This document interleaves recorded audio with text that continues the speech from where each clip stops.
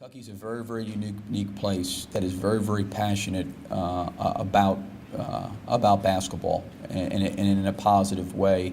And I think what they do look at is the fact of their tradition and what their program has done and meant to college basketball, you know, going all the way back to Adolph Rupp. I mean, it's an incredible tradition-rich place that has enjoyed unbelievable success for such a long period of time.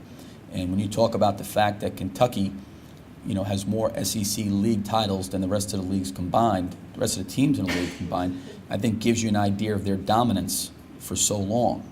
So I think that when you're there, you realize the expectation to perform and that winning and competing for championships is very, very important.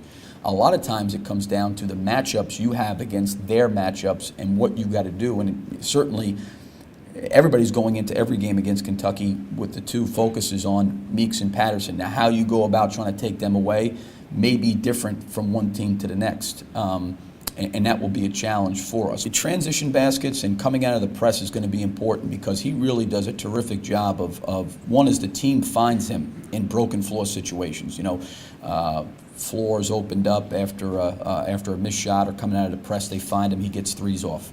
I also think they do a good job in what I would call their high-low motion screening action. They put him on the wing, and they got Patterson posting up on one block, and they have him coming off a double screen. So you got a great low post player coming off, and you got a really good shooter coming off at the same time.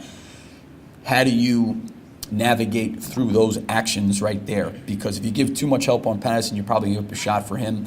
And if you don't pay any attention to Patterson and give it all to Meeks, he comes off. So I think that they do some very good things to try to put you in a bind where they try to get Patterson either isolated one-on-one in the post, or they try to get Meeks coming off.